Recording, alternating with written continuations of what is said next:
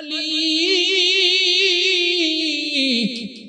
আমি বড় অসহায়, আল্লাহ আমি বড় অসহায়, তুমি আমার সহায়। আল্লাহ তুমি সব পারো, মানুষ কিছুই পারে না, মালিক তুমি তো সব পারো। আল্লাহ একটু দয়া করো, আমার ইসমাইল পানির জন্য মা পুকুরের সামনে মারা যাবে। আল্লাহ আমি মা সেটা কেমনে বরদাস্ত করবো গো আল্লাহ, তুমি আমার ইসমাইলের জন্য একটু পানি তুমি ব্যবস্থা করো। আল্লাহর কাছে এমন ভাবে কাকুতি মিনতি করে হাত উঠে দোয়া করতে লাগলেন। আল্লাহ পাক রব্বুল আলামিন সাথে সাথে জিবরাইল তাড়াতাড়ি করে আমার হাজরার কাছে যাও গো, যাইয়া ইসমাইলের পায়ের আঘাতে ওই পায়ের গোড়ালি থেকে পানি তোলার ব্যবস্থা করো। আমি আল্লাহ আমার হাজরা এবং ইসমাইলের উপর রাজি হয়ে গেছি। আলহামদুলিল্লাহ কদ্দারা খায়রান ওয়া খাবালা, আলহামদুলিল্লাহ কদ্দারা খায়রান ওয়া খাবালা, ওয়া শুকরু লিমান সাওয়ারা হুসনান ওয়া জামালা, ফরদুন সামাদুন আন সিফাতিল খালকি বারিউন, রব্বুন আযালিয়্যুন খালাকাল খালকা কামালা, লা জিদ্দা ওয়ালা নিদ্দা ওয়ালা হাদ্দা লিমাওলা, লা জিদ্দা ওয়ালা নিদ্দা ওয়ালা হাদ্দা লিমাওলা, আল-আনা কামা কানা ওয়ালাম ইয়ালকা যাওয়ালা, আল-আনা কামা কানা ওয়ালাম ইয়ালকা যাওয়ালা। আমার ভাইরা বন্ধুরা যুবক, আল্লাহর পক্ষ থেকে জিবরাইল আমিন এসে হাজির। ইসমাইলের পায়ের গোড়ালি, ওই পায়ের গোড়ালি দিয়ে যেভাবে আঘাত করে ছোট বাচ্চারা যেইভাবে আঘাত করে, এইভাবে পায়ের গোড়ালি দিয়ে আঘাত করা মাত্রই পায়ের গোড়ালিটা গর্ত হয়ে গেল। এই গর্ত থেকেই নিচ থেকে পানির ফোয়ারা বের হতে লাগলো। সাথে সাথে জিবরাইল আমিন ডাক দিয়ে কয়, ওগো আল্লাহর খলিলের সহধর্মিনী, আল্লাহ আপনার ডাক কবুল করেছে। আল্লাহ আমি জিবরাইলকে পাঠিয়ে দিয়েছেন, আর আপনার ছেলে ইসমাইলের পায়ের গোড়ালি দিয়ে দেখেন পানি বের হচ্ছে। এই পানি জানতেন পানি নয়, এই পানি যে আজ থেকে জারি হলো আর কোনোদিন শেষ হবে না। এই পানির নাম হলো জমজম। পৃথিবীতে যতজন নারী বিশ্ব সুন্দরী ছিলেন, এর ভিতরে একজন হলেন ইব্রাহিম আলাইহিস সালামের প্রথম স্ত্রী সারা আলাইহিস সালাম। হযরত সারা আলাইহিস সালাম একজন বাদশার মেয়ে। বিভিন্ন জায়গা থেকে বিভিন্ন বাদশার ছেলেরা বিয়ের প্রস্তাব দেয়। বাদশা মেয়েটাকে বিয়ে করাইতে চান, বিয়ে দিতে চান, কিন্তু মেয়ে কারো সাথে বিয়ে বসতে রাজি হন না। কেমনে রাজি হবেন? তিনি তো স্বপ্ন যুগে তার রাজকুমারকে দেখেছেন। স্বপ্ন যুগে যে রাজকুমারকে তিনি দেখলেন, তাকে ছাড়া তো তিনি বিয়ে বসবেন না। বিবি সারা তো স্বপ্ন যুগে আল্লাহর খলিল ইব্রাহিম আলাইহিস সালামকে স্বপ্নে দেখে পাগল। তিনি বাবাকে জানালেন, বাবা আমি আমার স্বামী নিজে চয়েস করব, আপনি ঘোষণা জানান। যারা আমাকে বিয়ে করতে যায়, যারা আমাকে বিয়ের জন্য প্রার্থী, তারা যেন লাইনে দাঁড়ায়। বিভিন্ন রাজা বাদশার ছেলেরা লাইনে দাঁড়ালো। যেমন তিনি রাজকন্যা, তেমন তিনি বিশ্ব সুন্দরী, যেমন তিনি সম্মানী, তেমন তিনি সুন্দরী। সবাই লাইনে দাঁড়ালো। বিভিন্ন ভিভিআইপি রাজপুত্ররা তারা লাইনে দাঁড়ালো। আল্লাহর খলিল ইব্রাহিম তিনি ওই রাস্তা দিয়ে যান, দেখেন মানুষ সেজে গুজে যায়। কই যাও? কয় রাজকন্যা আজকে তার স্বামী চয়েস করবে, আমরা লাইনে দাঁড়াবো। আল্লাহর খলিল ইব্রাহিম তিনি পূর্ণ যুবক, তিনি বলেন আমি একটু চান্স লয়ে যায় দেখি হইলে তো হইতেও পারে, না হইলে তো নাই, অসুবিধা কি, লাইনে দাঁড়াইতে অসুবিধা কি। এই বলে তিনিও লাইনে দাঁড়িয়ে গেলেন। রাজপুত্ররা কয়, কে মিয়া তুমি কোত্থেকে আইছো? নিজের পোশাক আশাকের দিকে একটু তাকাইছো নি? দেখো না আমরা কেমনে হ্যান্ডসাম হয়ে আইছি, কত দামি দামি পোশাক লাগায় আমরা লাইনে দাঁড়াইলাম। আমাদের সাথে কোন বিবেকে তুমি লাইনে দাঁড়াইছো? একটু কি তোমার বিবেক বুদ্ধি নাইনি? আল্লাহর খলিল ইব্রাহিম কয়, রে ভাই দে না একটু লাইনে দাঁড়ায়, অসুবিধা কি? আমারে তো চয়েস করবেই না, তোমাদের কি তো চয়েস করবে, তোমাদের কি তো পছন্দ করবে, একটু দে না, অসুবিধা কি, একটু সময় দাঁড়াই। এই বলে তিনি লাইনে দাঁড়িয়ে রইলেন। বিবি সারা তিনি চয়েস করার জন্য একে একে একজন একজন করে দেখতেছেন। সামনে থেকে দেখা শুরু করলেন। সামনের জন মনের বড় মন আশা, আমাকে হয়তো চয়েস করবে। তারে যখন পিছনে ফালায় যায় সে তো নিরাশ, পরের জনে আশা নিয়ে বসা। সে তারও যখন পিছনে ফালায় সেও তো নিরাশ, সামনের জন্য আশা নিয়ে বসা। এইভাবে তিনি একজন একজন করে দেখে দেখে সামনের দিকে আগাইতেছেন। কাউকে পছন্দ হয় না। হঠাৎ করে নজর পড়ল কোনায় তার স্বপ্নে দেখা রাজকুমার গো। তিনি আর কেউ নন, তিনি আল্লাহর খলিল ইব্রাহিম। কাছে গেলেন, কাছে যাইয়া আল্লাহর খলিল ইব্রাহিম ওনার হাত ধুইরাই বাবাকে ডাক দিয়ে বলতেছেন, বাবা আমি আমার স্বপ্নে দেখা রাজকুমারকে পেয়ে গেছি। আল্লাহ ধুমধামের সাথে বিয়ে হয়ে গেল। এত দামি দামি মুসন কইরা আসার মানুষগুলি প্রিন্সের মতো এক একজনের চেহারা, কেউ পাত্তা পেল না। আল্লাহর খলিল ইব্রাহিম আলাইহিস সালামকে তিনি পছন্দ করলেন। পছন্দ করবেনই না কেন? কারণ আল্লাহ পাক যেই যুগে যারে নবী বানান তিনি হলেন ওই যুগের সবচেয়ে সুন্দর মানুষ। ওই যুগের সবচেয়ে সুন্দর মানুষটাকে আল্লাহ পাক নবী হিসাবে পাঠান। আল্লাহ যারে নবী বানান তারে আল্লাহ ওই যুগের সবচেয়ে সুন্দর করে বানান। কারণ নবী হওয়া মানুষের হাতে নয়, নবী হওয়া আল্লাহ পাকের হাতে। রাসূল মানুষের হাতে নয়, রাসূল হওয়া আল্লাহ পাকের হাতে। ওলি আল্লাহ ইবাদতের মাধ্যমে ওলি হওয়া যায়, কিন্তু নবী রাসূল ইবাদতের মাধ্যমে হওয়া যায় না রে যুবক, ইবাদতের মাধ্যমে হওয়া যায় না।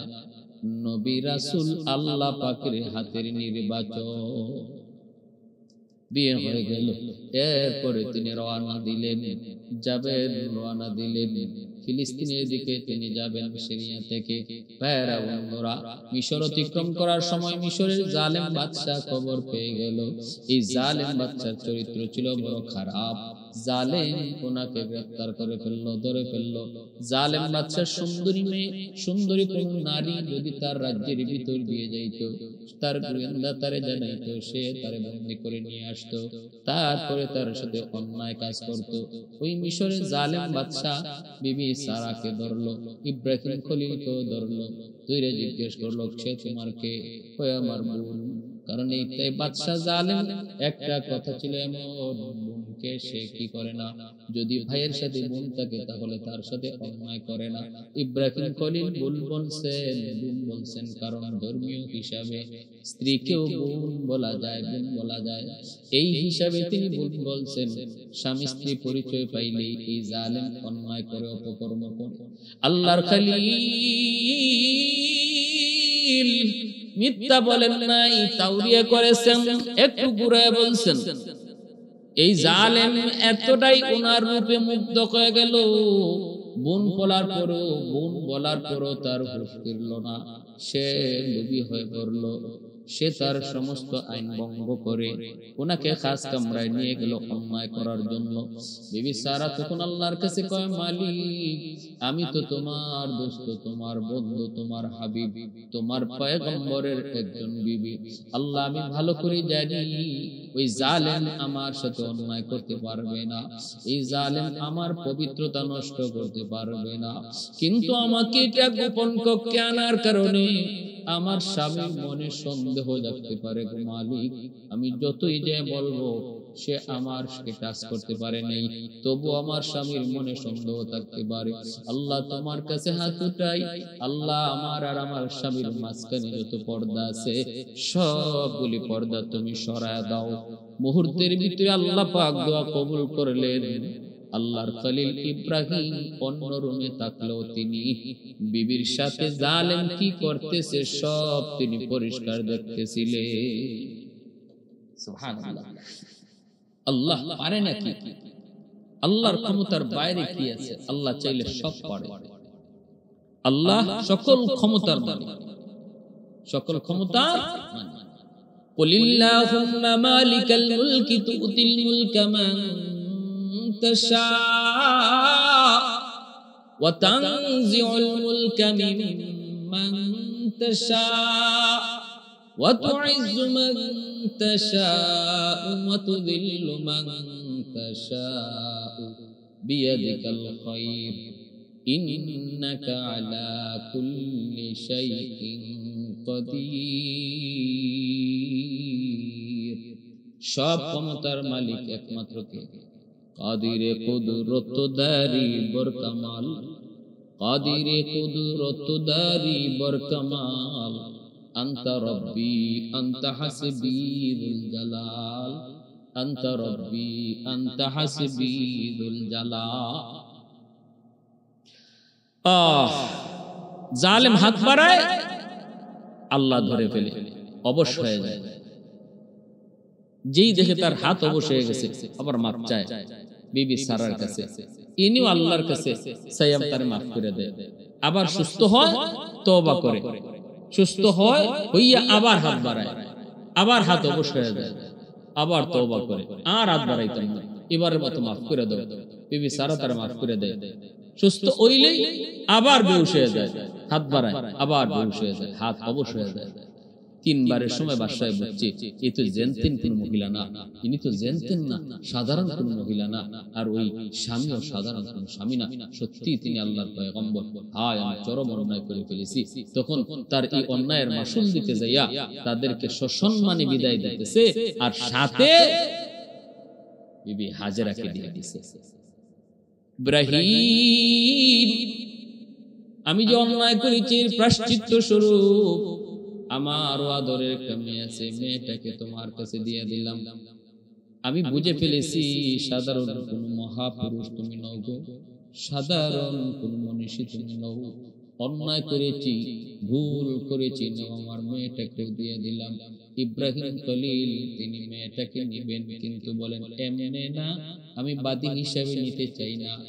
সারা তুমি কও, বিবি সারা কয় আপনি নেন, বিবাহ করে নেন, অসুবিধা নাই, আমি আমার ছোট বোন হিসাবে তাকে গ্রহণ করব। বিবি সারাই কিন্তু বিবি হাজেরাকে বিয়ে করায়া ছোট বোন হিসাবে আদর করে নিয়ে আসলেন। আল্লাহর খলিল দুইজন বিবি, একজন হলেন বিবি সারা, আরেকজন হলেন বিবি হাজেরা। এই দুইজন স্ত্রী, দুজনের ভিতরে মহব্বত, ভালোবাসা অগাধ। সারা তিনি বড়, হাজেরাকে ছোট বোন হিসেবে মায়া করেন, আদর করেন, স্নেহ করেন। সতীন হিসেবে এটা বোঝাই যায় না, মনে হয় যেন আপন মায়ের পেটের বোন। এত মায়া তো আদর, এত মায়া তো আদর, এত সুন্দর সংসার। কিন্তু কিছুদিন পরে ঘটে গেল বিপত্তি। যখন গর্ভবতী হলেন বিবি হাজেরা, সারার আগে যখন হাজেরা গর্ভবতী হলেন এবং সন্তান ভূমিষ্ঠ হলো, নাম ইসমাইল।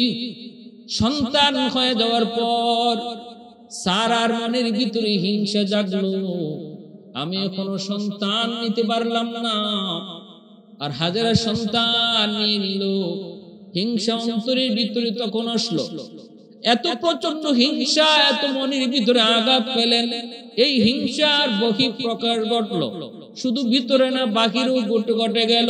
শুরু হয়ে গেল হাজেরার উপরে নির্যাতন, শুরু হয়ে গেল হাজেরার উপরে টর্চার, মানসিক ভাবে টর্চার। কোনোভাবেই যেন সারা হাজেরাকে মেনে নিতে পারতেছেন না, কোনোভাবেই যেন মেনে নিতে পারেন না। কিছুদিন আগেও যে হাজেরা ছিল ছোট বোনের মতো, সন্তান হওয়ার পর সারা আর সহ্য করতে পারলেন না। স্বামীকে সাফ সাফ জানিয়ে দিলেন, স্বামী গো, হাজেরারে এখান থেকে অন্য কোথাও তুমি বিতাড়িত করো। আর নতুবা আমি বাড়িতে থাকবো না। আর যদি হাজেরাকে নিয়ে তুমি থাকো, আমি থাকবো না, আমি চলে গেলাম। এমন কন্ডিশন দিয়ে বসলেন। ইব্রাহিম খলিল চিন্তায় পড়ে গেলেন, অত্যন্ত বিমর্ষ হয়ে পড়লেন, ভেঙ্গে পড়লেন। হায় হায়, পরীক্ষা ইব্রাহিমের উপর একটা দুইটা নয়, একে একে পরীক্ষা শুরু হয়ে যায়। কেমনে হয় যুবক, একটু দেখো, এমন একটা দুইটা বিপদে আমরা পড়লে অসহায় হয়ে যাই, আমরা একদম হাত পা ছেড়ে দিই। কিন্তু আল্লাহর খলিল কেমনে তিনি এই বিষয়গুলি ডিল করলেন। এবার তিনি চিন্তায় চিন্তিত, এখন কি করব? হাজেরাকে রাখবো নাকি সারাকে রাখবো? হাজেরাকে যদি রাখি তাহলে সারা টিকি হয়তো চলে যাবে, সারা হয়তো টিকি চলে যাবে। চিন্তায় পড়ে গেলেন। তখন আল্লাহর কাছে সাহায্য চান, মালিক তুমি সিদ্ধান্ত দাও, কি করব?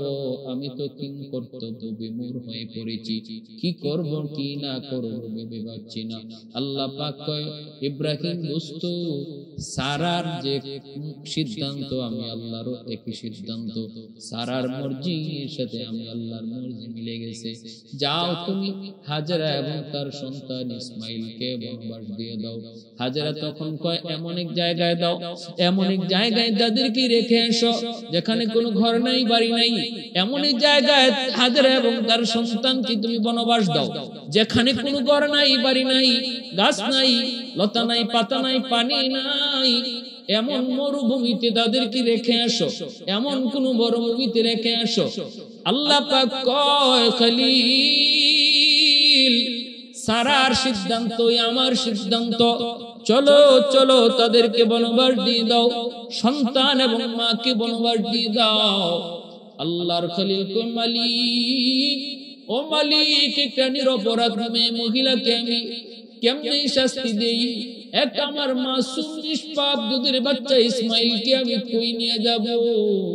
আল্লাহ কয়, যাও দোস্ত যাও, আমার জিব্রাইলকে শাস্তি দিয়ে দিলাম। জিব্রাইল তোমাকে পথ দেখায় নিবে যেখানে রাখার কথা। আমি আল্লাহর মর্জি যেখানে, সেখানে জিব্রাইল দেখায় দিবে। ওই জায়গায় তুমি ইসমাইল এবং তার মাকে রেখে দিবে। জিব্রাইল আমিন সাথে নিয়ে রওনা হয়ে গেলেন। চলছেন তো চলছেন, চলছেন তো চলছেন, মরু প্রান্ত পাড়ি দিয়া আজ যে জায়গা খানায় কাবা, মক্কা শরীফ খানায় কাবা যে জায়গা, ওই জায়গা তখন মক্কা ছিল না। কোনো ঘর নেই, কোনো বাড়ি নেই, কিছুই ছিল না। ওই জায়গায় যখন গেলেন, যে জায়গায় আল্লাহর ঘর খানায় কাবা আল্লাহর কাছে মঞ্জুর, ওখানে যাওয়া মাত্রই আল্লাহ পাক রব্বুল আলামিনের পক্ষ থেকে জিব্রাইল ডাক দেয়, কয় নবী গো, এই সেই জায়গা, এখানে আপনি আপনার সন্তান এবং বিবিকে রেখে যান। আল্লাহর খলিল ডান দিকে বাম দিকে তাকায় দেখে কোনো ঘর নেই, বাড়ি নেই, মানুষের বসতির কোনো চিহ্ন দেখা যায় না।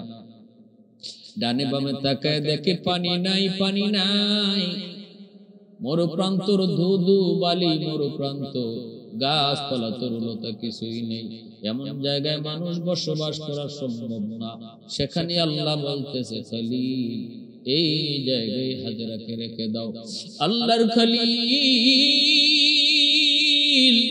ওই জায়গাতেই বিবি হাজেরা এবং তার সন্তান, দুধের সন্তান ইসমাইলকে রেখে তিনি যখন চলে যাবেন, আর শুধু এতটুকু বলতেছেন, বিবি গো, এখানেই তোমাকে থাকতে হবে, এখানেই তুমি থাকো, আমি চলে গেলাম। বিবি হাজেরা অপলক নয়নে স্বামীর দিকে তাকায় রইছে। স্বামী আপনি কোন কি এতক্ষণ পর্যন্ত শুধু বলেছি কই নিয়ে যান, কই নিয়ে যান, কিছুই বলেন না। এই জায়গায় আপনি কোথায় রেখে যাইতেছেন? স্বামী গো, কোনো না মানির মানুষ নাই, ঘর নাই, বসতি নাই, চতুর্দিকে মরু প্রান্ত, পানি নাই, গাছ নাই, পালা নাই, মানুষ কেমনে না খায় থাকে?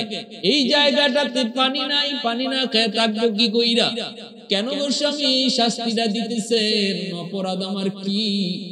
কোন অপরাধে আমি অপরাধী? কি দোষে আমি দোষী? একটু বলে দেন, একটু তো বলেন, একটু তো বলেন।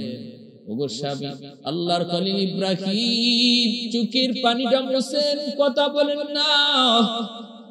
বাক শক্তি রুদ্ধ হয়ে গেল আল্লাহর খলিলের। কি বলবেন? জবাব নাই। মা বিবি হাজারায় কইতেছে, স্বামী গো, আমি যদি দোষী হয়ে থাকি, আমার যদি কোনো দোষ থাকে, আমাকে আপনি 1000 বার শাস্তি দেন গো, কিন্তু আমার দুধের সন্তান ইসমাইলের কি দোষ?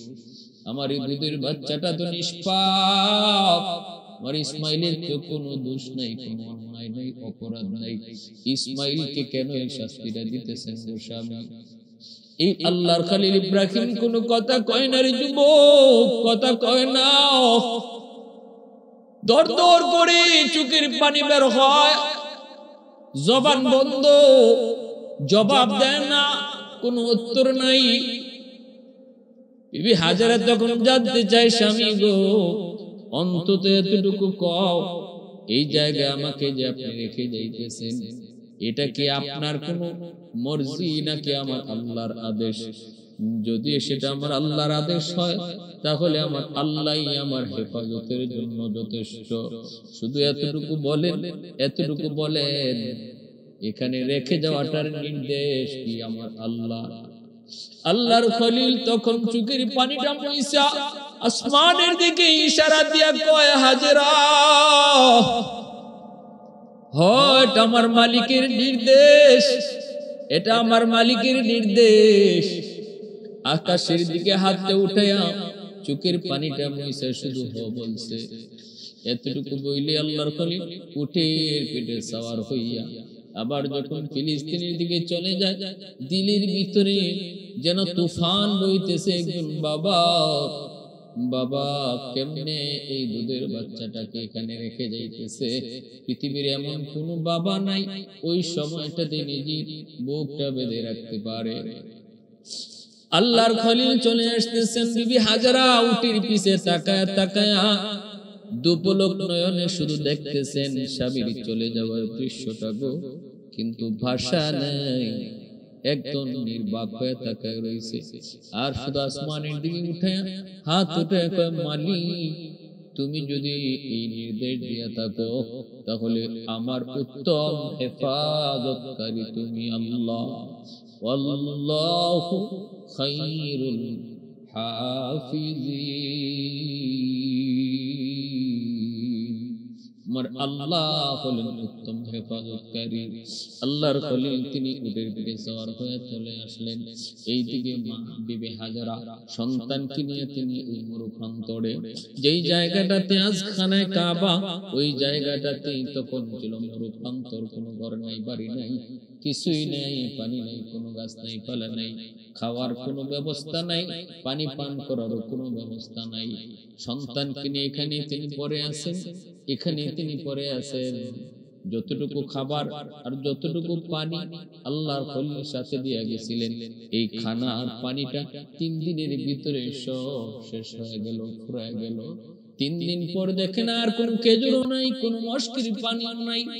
চতুর্থ দিন বিবি হাজারা কি খাবেন? খাওয়ার কিছুই নাই। নিজে উপাস থাকলেন, ইসমাইলকে তিনি বুকের দুধ খাওয়াইতেছেন।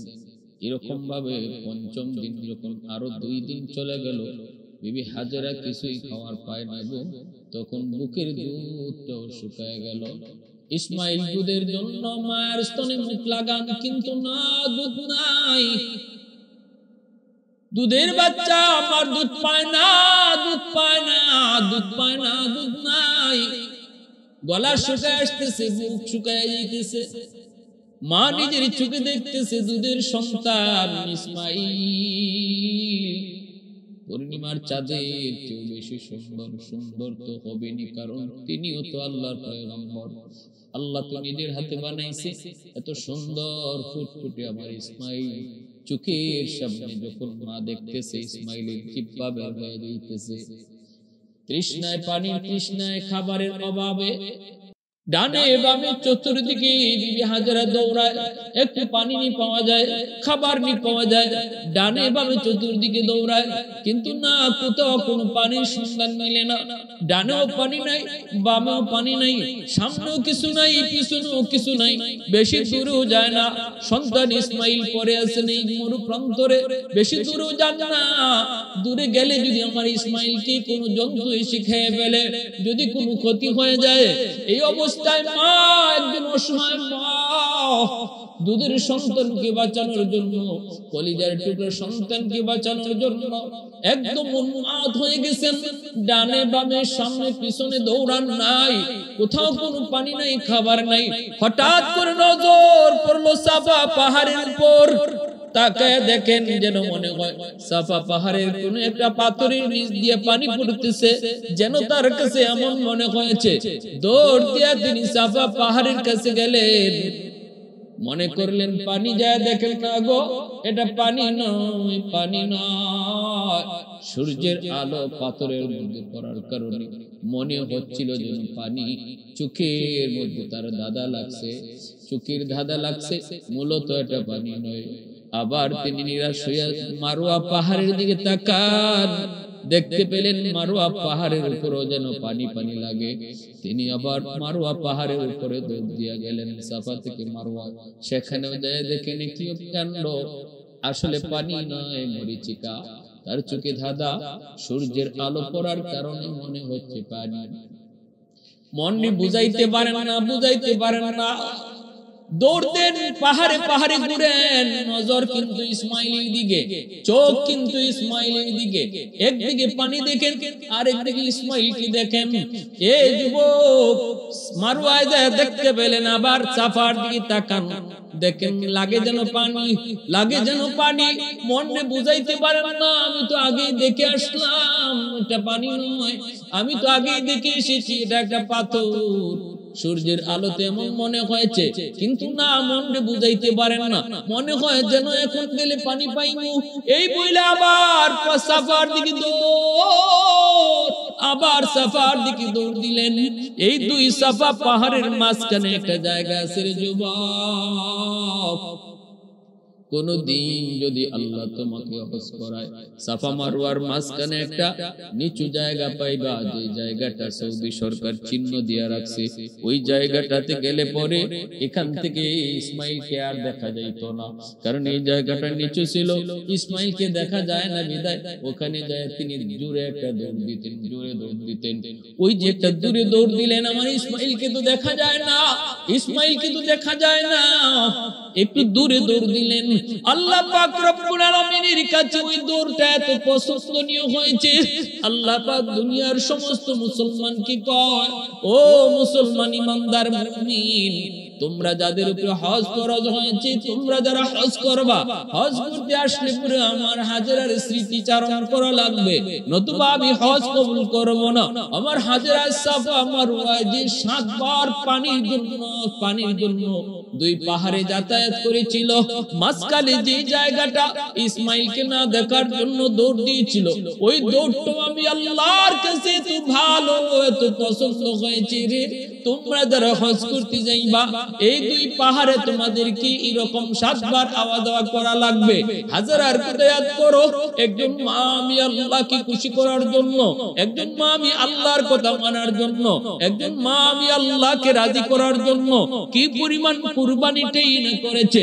কলিজার টুকরা সন্তানকে কিভাবে কলিজার টুকরা সন্তান বনবাস হয়েছে, আর পানির জন্য কিভাবে দৌড়াদৌড়ি করেছে, সেই স্মৃতি আমি আল্লাহর কাছে তো পছন্দ। তোমরাও যারা হজ করতে আসবা, এই পাহাড়ে 7 বার আইবা যাইবা, 7 বার তোমরা সাই করবা, আর ওই জায়গা যেই জায়গাটাতে দৌড় দিয়েছিল হাজেরা, ওই জায়গাতে তোমাকে দৌড় দেওয়া লাগবে। হাজেরার কথা স্মৃতি বিজড়িত এই জায়গাটাতে আইসা তোমরা সেই স্মৃতি চারণ করবা। আল্লাহ পাকের কাছে এত পছন্দ, এত ভালো লাগলো। এইবার যখন 7 বার সাফা আর মারওয়ায় দৌড়াদৌড়ি কইরো, তিনি পানির কোনো সন্ধান পেলেন না। নিরাশ হইয়া সন্তান ইসমাইলের কাছে আসলেন। আয়েশা তিনি দেখতেছেন ইসমাইলের চেহারা বিবর্ণ হয়ে গেছে গো, জিহ্বা বের হয়ে গেছে, পানির অভাবে সন্তান চোখের সামনে মার কোলে মারা যাবে। ওই অবস্থায় অসহায় হয়ে সন্তানের মাথার পাশে বসে আল্লাহর দরবারে 2টা হাত বাড়াতে, মালিক আমি বড় অসহায়, আল্লাহ আমি বড় অসহায়, তুমি আমার সহায়। আল্লাহ তুমি সব পারো, মানুষ কিছুই পারে না, মালিক তুমি তো সব পারো। আল্লাহ একটু দয়া করো, আমার ইসমাইল পানির জন্য মার চোখের সামনে মারা যাবে। আল্লাহ আমি মার সেটা কেমনে বরদাস্ত করবো গো আল্লাহ, তুমি আমার ইসমাইলের জন্য একটু পানির তুমি ব্যবস্থা করো। আল্লাহর কাছে এমন ভাবে কাকুতি মিনতি করে হাত উঠে দোয়া করতে লাগলেন। আল্লাহ পাক রব্বুল আলামিন সাথে সাথে জিব্রাইল তাড়াতাড়ি করে আমার হাজেরার কাছে যাও গো, যাইয়া ইসমাইলের পায়ের আঘাতে ওই পায়ের গোড়ালি থেকে পানি তোলার ব্যবস্থা করো। আমি আল্লাহ আমার হাজেরা এবং ইসমাইলের উপর রাজি হয়ে গেছি। আলহামদুলিমান কদ্দারা খাইরাম ওয়া খাবালা, আলহামদুলিমান কদ্দারা খাইরাম ওয়া খাবালা, ওয়া শুকরু লিমান সাওয়ারা হুসনান ওয়া জামালা, ফরদুন সামাদুন আন সিফাতিল খালকি বারিউন, রব্বুন আযালিয়্যুন খালাকাল খালকা কামালা, লা জিদ্দা ওয়ালা নিদ্দা ওয়ালা হাদ্দা লিমাওলা, লা জিদ্দা ওয়ালা নিদ্দা ওয়ালা হাদ্দা লিমাওলা, আল-আনা কামা কানা ওয়ালাম ইয়ালকা যাওয়ালা, আল-আনা কামা কানা ওয়ালাম ইয়ালকা যাওয়ালা। আমার ভাইরা বন্ধুরা যুবক, আল্লাহর পক্ষ থেকে জিব্রাইল আমিন এসে হাজির। ইসমাইলের পায়ের গোড়ালি, ওই পায়ের গোড়ালি দিয়ে যেভাবে আঘাত করে ছোট বাচ্চারা যেইভাবে আঘাত করে, এইভাবে পায়ের গোড়ালি দিয়ে আঘাত করা মাত্রই পায়ের গোড়ালিটা গর্ত হয়ে গেল। এই গর্ত থেকেই নিচ থেকে পানির ফোয়ারা বের হতে লাগলো। সাথে সাথে জিব্রাইল আমিন ডাক দিয়ে কয়, ওগো আল্লাহর খলিলের সহধর্মিনী, আল্লাহ আপনার ডাক কবুল করেছে। আল্লাহ আমি জিব্রাইলকে পাঠিয়ে দিয়েছেন, আর আপনার ছেলে ইসমাইলের পায়ের গোড়ালি দিয়ে দেখেন পানি বের হচ্ছে। এই পানি যেন পানি নয়, এই পানি যে আজ থেকে জারি হলো আর কোনোদিন শেষ হবে না। এই পানির নাম হলো জমজম। ওগো আল্লাহর নবী সহধর্মিনী, এই পানি আপনি নিজে পান করেন, আপনার ইসমাইলকে পান করান। এই পানির মধ্যে আল্লাহ পাক তৃষ্ণা নিবারণ যেমন রাখছে, এই পানির মধ্যে আল্লাহ পাক ক্ষুধা নিবারণ রাখছে। এই পানি পান করলে তৃষ্ণাও নিবারণ হয়, এই পানি পান করলে ক্ষুধাও নিবারণ হয়। এই পানি আপনি পান করেন, ইসমাইলকেও পান করান। আল্লাহ পাক রব্বুল আলামিনের পক্ষ থেকে জিব্রাইল আমিন যখন এই কথা শোনায় দিলেন, তখন বিবি হাজেরা এই পানি সাথে সাথে ইসমাইলকে পান করাইলেন। পান করানো মাত্র পূর্ণ সুস্থতা ফিরে আসলো। আর সাথে সাথে বিবি হাজেরা পানিটাকে চতুর্দিক দিয়ে এইভাবে পানিটাকে আটকায় রাখলেন। এরে আল্লাহর গোলাম, ওই দিন যদি বিবি হাজেরা পানি না আটকাইতেন, জমজমের পানিতে গোটা দুনিয়া ভেসে যাইত। ওই দিন থেকে যে পানি জারি হয়েছে জমজমের পানি, কিয়ামত পর্যন্ত এই পানি শুধু উঠবে, কখনো শেষ হবে না। এই পানি শুধু উঠবেই, আল্লাহর হুকুমে যে পানি জারি হয়েছে এই পানি আর বন্ধ হবে না। এই পানি পৃথিবীর সবচেয়ে বিশুদ্ধ পানি। কত খ্রিস্টান পণ্ডিতেরা, বিজ্ঞানীরা পরীক্ষা করেছে পানিটা কোত্থেকে উঠে, আজও পর্যন্ত তারা এই পানির উৎস খুঁজে পেল না। তারা পরীক্ষা নিরীক্ষা করেও দেখছে পৃথিবীর সবচেয়ে বিশুদ্ধ পানি হলো জমজমের পানি। কোন পানির মধ্যেই খেজা নাই, কোন পানির মধ্যেই ক্ষুধা নিবারণের শক্তি নাই, কিন্তু একমাত্র পৃথিবীর জমজম পানি, যেই জমজমের পানির মধ্যে আল্লাহ পাক ক্ষুধা নিবারণ রাখছে। খানা খাইলে যেমন আমাদের ক্ষুধা নিবারণ হয়, জমজমের পানি, এই পানির মধ্যে আল্লাহ পাক যেমন এই পানি খাইলে পরে তৃষ্ণা নিবারণ হবে, পানির তৃষ্ণা নিবারণ হবে, ঠিক তেমনি পেটের যে ক্ষুধা ছিল ক্ষুধাও নিবারণ হয়। এই পানির মধ্যে আল্লাহ এই বৈশিষ্ট্য রাখছে। ভাইরা বন্ধুরা, সাথে সাথে জিব্রাইল আমিন এই পানির ব্যবস্থা করে গেলেন বিবি হাজেরা ইসমাইলকে নিয়ে। এবার তিনি কয়েকদিন পানি খায়া কাটায় দিলেন। ক্ষুধাও লাগে না, তৃষ্ণাও লাগে না। কয়েকদিন পর জিব্রাইলে আমিন আবার আসলেন। আয়েশা তিনি জান্নাতি কয়েকটা খেজুর দিয়া গেলেন। এই খেজুরগুলি বিবি হাজেরা খাইলেন, সন্তানকেও খাওয়াইলেন। খেজুরের বিচি লাগাইলেন। এই বিচি থেকে কয়েকদিনের ভিতরে খেজুর গাছ জন্ম নিল। শুধু গাছ নয়, অল্প দিনের ভিতরে খেজুর আসাও শুরু হলো। এই খেজুর গাছ অল্প দিনের ভিতরে সেটা সুসজ্জিত হয়ে গেল, ফুলে ফুলে ভরে গেল। এইবার হাজেরা তিনি যেমন পানি পান করেন জমজমের, আবার জান্নাতি খেজুর গাছ যেটা, যে খেজুর থেকে গাছ হয়েছে ওই গাছ থেকে খেজুর খান। এখন তৃষ্ণার পানিরও কোনো অভাব নাই, আবার খাওয়ানোরও কোনো অভাব নাই, খাদ্যেরও অভাব নাই। অল্প দিনের ভিতরেই মানুষের কানে কানে মানুষের জানাশোনা হয়ে গেল। আরবের মরু প্রান্তরে যেখানে পানির সন্ধান মিলে ওই জায়গাতেই অল্প দিনে বসতি তৈরি হয়ে যায়। যেই মাত্র জমজমের পানির সন্ধান এখানে শুরু হলো, সাথে সাথে মানুষের বসতি আসা শুরু হলো। অল্প দিনের ভিতরে বসতিও হয়ে গেল। আর এইদিকে মা হাজের বিবি হাজেরা ওই যে খেজুর গাছের ডাল আর সালা দিয়া তিনি একটা ঝুপড়িও বানায় নিলেন, এতদিন পর্যন্ত খোলা আকাশের নিচে ইসমাইলকে নিয়ে থাকতেন। এখন জান্নাত ওই খেজুর গাছের ডাল দিয়ে একটা ছাউনি বানায়া ছাউনির ভিতরে থাকতে শুরু করলেন। এইদিকে ছোট্ট বালক ইসমাইল আস্তে আস্তে আস্তে আস্তে তিনি বড় হইতেছেন, বসতিও বাড়তেছে। বিবি হাজেরা ওই পথ দিয়া তাকায় থাকেন, যেই পথ দিয়ার স্বামী উনাকে এখানে রেখে চলে গেছিলেন আল্লাহর হুকুমে। কইয়া কোথায় কোথায় আমার স্বামী গো, একবারের জন্য কি সন্তান দেখতে আসবে না? ভাইরা বন্ধুরা, আল্লাহর খলিল ইব্রাহিম তিনি তো গেলেন ঠিকই, সন্তান আর বিবিকে ওই জায়গায় রেখে গেলেন তো ঠিকই, কিন্তু মনটা তো পড়ে আছে ওই জায়গায়। হায় রে, আমার নিরপরাধ আমার বিবি হাজেরাকে ওইখানে রেখে এসেছি, আমার মাসুম বাচ্চা ইসমাইলকে ওইখানে রেখে এসেছি।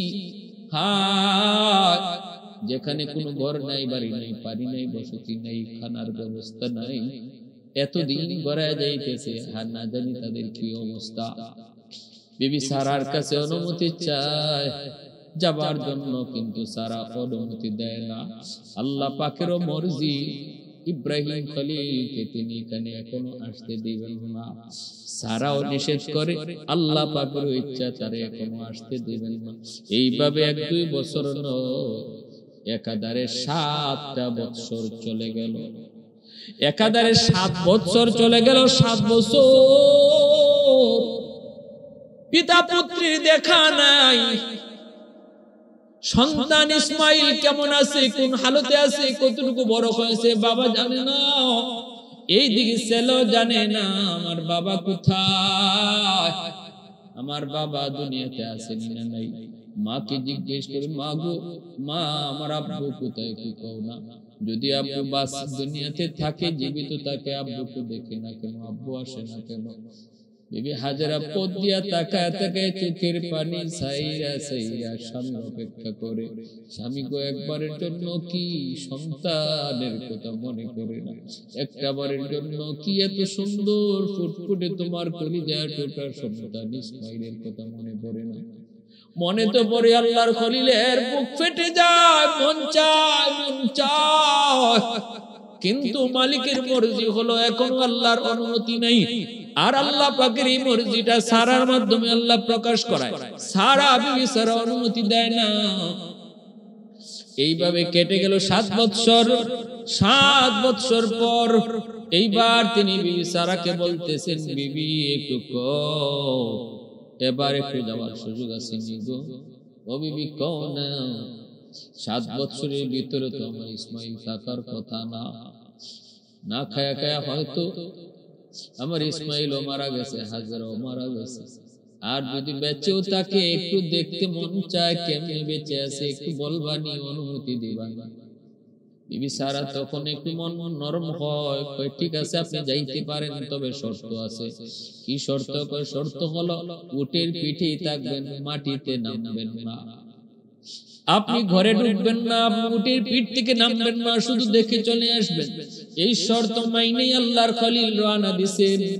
এইদিকে বিবি হাজেরা তিনি অপেক্ষা করে করে 7টা বছর স্বামীর পথ ধরে তাকায় থাকতে থাকতে চোখের পানি সাইরা সাইরা সমস্ত চোখের পানি যখন শেষ হয়ে নিঃস্ব হয়ে গেল, এবার তিনি বুঝে ফেললেন হয়তো আমার স্বামী আর কোনোদিন আসবে না গো, জানি না কোন অপরাধ আমি করে ফেলেছি। চোখে পানি নাই, পানি শূন্য হয়ে গেছে, তবু মন বুঝে না। কারণ ছোট্ট বালক ইসমাইল শুধু মার সাথে বায়না ধরে, আম্মু আমার আব্বু কই, আমার আব্বু কই গো, আমার আব্বু কি কোনোদিন আসবে না। ওই রাস্তার দিকে বিবি হাজেরা তাকায় তাকে অপেক্ষা। চলে আসলো সেই দিন, জিলহজ মাসের 8 তারিখ আল্লাহর খলিল উটের পিঠে সওয়ার হইয়া যখন মক্কার কাছাকাছি চলে আসলেন, বিবি হাজেরার নজরটা পড়লো একটা উটের দিকে। উটের পিঠে একজন সওয়ারে আসতেছে। অন্যদিনও বিবি হাজেরা দেখেন কত উট আয়, কত সওয়ারি আয়, কিন্তু আজকে এমন ওই সোয়ারির দিকে, এমন এক সোয়ারির দিকে নজর করলো গো, যে সোয়ারির দিকে নজর পড়া মাত্রই বিবি হাজেরার দিলের ভিতরে যেন একটা আন্দোলন শুরু হয়ে গেল। নারা দিয়া উঠলো, কে যেন আসতেছে। একটু গভীর নজরে তাকায় রইলেন, দেখতেছেন কাছে আসতেছে, যত আসতেছে ততই মন আনন্দিত হইতেছে। লক্ষণ দেখে বুঝতেছেন, আলামত দেখে বুঝতেছেন, মনে হয় আমার আল্লাহর খলিল, আমার প্রিয়তম স্বামী, আমার ইসমাইলের আব্বু ইব্রাহিম খলিল। এমনই তো লাগে গো, এমনই তো লাগে আল্লাহর খলিল। এই তো আমার স্বামী। দেখা মাত্রই তিনি পাগলের মতো দৌড় শুরু করলেন। দৌড়াইতেছেন আর ওই দিক থেকে আল্লাহর খলিল তিনি আসতেছেন। কাছাকাছি গিয়া সামনে উটের সামনে দাঁড়ায় গেছে আল্লাহর খলিল, তাকায় আছে, বিবি হাজেরাও তাকায় আছে, নির্বাক, কথা নাই, জবান বন্ধ, বাকরুদ্ধ। যেই হাজেরা এতদিন পর্যন্ত চোখের পানি সাইরা সবকিছু শুকায় গেছে, কিছুই ছিল না, হঠাৎ করে স্বামীকে দেখা মাত্রই যেন তার বাপ ভাঙা চোখের পানি বের হতে লাগলো। মনরে আর বুঝ দিতে পারেন না, নির্বাক হয়ে দাঁড়ায় রয়েছেন। আল্লাহর খলিলের চোখ থেকে দর করে পানি ঝরতে লাগলো। এইবার নীরবতা ভাঙ্গে বিবি হাজেরা তিনি সবার আগে বলতেছেন, স্বামী গো, এতদিন পরে বুঝি এই বাদির কথাটা মনে পড়লো, আর কলিজার টুকরা সন্তানের কথাটা মনে পড়লো। ওগো স্বামী, এরপরও আমি তো নিরাশ হয়ে গেছিলাম। আমার আল্লাহর দরবারে হাজার শুকর, আমার আল্লাহ যে আপনারে দেখাইছেন, আমার আল্লাহ যে আপনার সন্ধান দিয়েছেন, আমার আল্লাহ যে আপনার সাথে জীবনের শেষ মুহূর্তের আগে যে একটা সাক্ষাৎ করাইছেন। স্বামী গো, আমি আপনাকে কি দিয়া সম্বর্ধনা দিব গো স্বামী? আমার জীবনের যতগুলি ঈদ, যতগুলি আনন্দ, এর ভিতরে আজকের দিন আর এই সময়টাই হলো আমার জীবনের সবচেয়ে বড় আনন্দ। উটের লাগাম ধরে কাছে নিয়ে আসতেছেন, টাইনে আনতেছেন।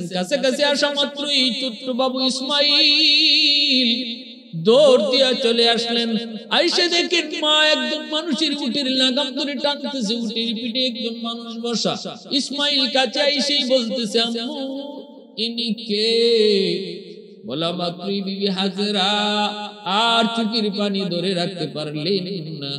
ইসমাইলের কপালে চুমা দিয়া কই, বাবা এতদিন পর্যন্ত যেই বাবার কথা তুমি বারবার আমাকে বলতে, আব্বু আমার আব্বু যদি দুনিয়াতে জীবিতই থাকে, আমার আব্বু কোথায়? আব্বুকে দেখি না কেন? আজকে ভালো করে দেখে নাও, উটের পিঠে যিনি সওয়ার, ইনি তোমার ঔরসজাত বাবা, ইনি তোমার বাবা আল্লাহর খলিল ইব্রাহিম। বলা মাত্রই দূর দিয়ে বাবার উটের কাছে গেলেন। আল্লাহর খলিল টান দিয়া ইসমাইলকে উটের উপরে উঠাইয়া কপালে গালে নাকে চুমু খাইতে লাগলেন, আদর করতে লাগলেন। পুরা মুখটা আদর করে করে বুকের সাথে জড়ায় তিনি অজরে কাঁদতেছেন, আর কপালে চুমু খাইতেছেন, আর আদর করতেছেন। বাপ বেটার দীর্ঘদিন পর, প্রায় জন্মের 8 বছর পর, জন্মের 8 বছর পর সন্তান বাবাকে দেখলো, বাবার কোলে গেল, বাবার আদর নিল গো। কে সেই মহামনীষী? তিনি আল্লাহর খলিল ইব্রাহিম সন্তান, তিনি আল্লাহ পাকের পয়গম্বর ইসমাঈল কোলে নিলেন। এরপরে বাপ বেটার পরিচয় হলো। স্বামীকে এবার বিবি বলতেছে, স্বামী গো একটু নামেন, একটু দয়া করে একটু উটের পিঠ থেকে নামেন। আল্লাহর খলিল কয়, না গো বিবি, আমি সারার কাছে ওয়াদাবদ্ধ হয়ে এসেছি, আমি উটের পিঠ থেকে নামবো না। উটের পিঠ থেকে নামা যাবে না, ওয়াদাবদ্ধ হয়ে এসেছি। সাথে সাথে বিবি হাজেরা আবার চোখ তুলে তাকায় কান্না শুরু করলেন। নির্বাক হয়ে বলতেছেন, স্বামী গো নামতে বলবো না, অন্তত আপনি একটু নামেন, জমিনে পাড়া দেওয়া লাগবে না, আপনার ওয়াদা ভাঙাবো না। 2টা পাথর আইনা বলতেছেন, পাথরটার মধ্যে পা রেখে আপনি একটু নামেন, আমি আপনার পাটা জমজমের পানি দিয়ে একটু ধুইব। আল্লাহর খলিল ডানে তাকায়, বামে তাকায়, চারদিকে বসতি, পানির অভাব নাই, খেজুর গাছের অভাব নাই। আল্লাহর খলিল ভাবতেছে, এই তো সেই মরু প্রান্তর, যেখানে আমার ইসমাইলকে আর হাজেরাকে রেখে গিয়েছিলাম, যেখানে তো কোনো বসতি ছিল না, খানা দানার কোনো ব্যবস্থা ছিল না, পানির কোনো ব্যবস্থা ছিল না। আল্লাহ তোমার দরবারে হাজার শুকর, আল্লাহ সেই মরু প্রান্তরকে তুমি কিভাবে ফুলে ফুলে সাজায় দিছো। তিনি নামলেন পাথরের উপর, জমিনে পা রাখলেন না, আর বিবি হাজেরা জমজমের পানি দিয়ে স্বামীর পাটা ধুইতেছেন। এরপরে আল্লাহর পক্ষ থেকে জিব্রাইল মারফতে যে খেজুর জান্নাত থেকে এসেছিল, যে খেজুরের বীজ থেকে খেজুর গাছের জন্ম হলো, সেই খেজুর তিনি স্বামীকে খাওয়াইতে দিলেন। স্বামী ওই খেজুরটা খাইলেন। ভাইরা বন্ধুরা, এরপরে আল্লাহর খলিল তিনি বিবি এবং স্বামীর স্ত্রীর কাছ থেকে আবার বিদায় নিয়ে ফিলিস্তিনে গেলেন, কিন্তু আজও যাইতেছে খলিল চোখের পানি মুছতে মুছতে দিলটা কান্নায় ভরে যায়। তিনি চলে গেলেন, যাইতেছেন, বিবিও তাকায় রইছে। ছোট বালক ইসমাইল বাবার চলে যাওয়ার দৃশ্য দেখতেছে, আর বাবাও পিছনে পিছনে তাকায়, আর চোখের পানি মুছে আর যায়। আল্লাহকে খলিল, এইভাবে তোমারে বন্ধু উপাধি দেই নাই, তোমার কাছ থেকে আমি আল্লাহ স্বর্ণরে আগুনে পোড়াইয়া যেভাবে নিখুঁত বানানো হয়, এইভাবে আমি পরীক্ষা দিয়ে তোমারে নিখুঁত বানাইছি। কেন জানেন দোস্ত? কারণ তোমার ঔরস থেকে আমি আল্লাহ তামাম দুনিয়ার ইমাম আমার হাবিব মুহাম্মদুর রাসূলুল্লাহকে জন্ম দিব। ইন্নী জাইলুকা লিন-নাসি ইমামা ক্বালা ওয়া মিন যুররিয়্যাতি। আল্লাহ কয় তোমারে জগতের জন্য ইমাম বানাবো। ইব্রাহিম খলিল কয় আল্লাহ আমার ঔরস থেকেও তুমি ইমাম বানাও। আল্লাহ কয় কবুল করলাম, তোমার ওই ইসমাইলের ঔরস থেকে, ইসমাইলের বংশ থেকে আমার হাবিব দুনিয়ায় আগমন করবে। সুবহানাল্লাহি ওয়া বিহামদিহি সুবহানাল্লাহিল আযীম। ইসমাঈল আলাইহিস সালামের বংশ থেকে একমাত্র নবী, আমাদের নবী দুনিয়াতে আইছেন। আর ইব্রাহিম আলাইহিস সালামের আরেক ছেলে সারার গর্ভে পরে আরেক সন্তান হইছে। সারার বয়স যখন 90, ইব্রাহিম আলাইহিস সালামের বয়স যখন 100, তখন আল্লাহ বিবি সারার এক সন্তান দিয়েছে, নাম হলো হযরত ইসহাক আলাইহিস সালাম। ওই ইসহাক আলাইহিস সালামের বংশ থেকে বনি ইসরাইলের জন্ম হয়। বনি ইসরাইলের বংশ বিস্তৃতি ঘটে। সেই বংশে অগণিত অসংখ্য নবী আসেন, কিন্তু ইসমাঈল আলাইহিস সালামের বংশ থেকে আর কোন নবী নাই। 1000 বছর পর একজন নবী আইছেন, তিনি আমার আপনার নবী, আখিরি নবী, শ্রেষ্ঠ নবী, সাইয়্যিদুল মুরসালিন নবী মুহাম্মদুর রাসূলুল্লাহ সাল্লাল্লাহু আলাইহি ওয়াসাল্লাম। এজন্য ইহুদিরা আমার আপনার নবীরে মানে না, মানতে পারে না। কেন? কারণ আমার নবী ইসমাঈল বংশের, আর তারা হলো ইসহাকি বংশের। এই বংশের ভিন্নতার কারণে শুধু ইহুদিরা আমার আপনার নবীরে নবী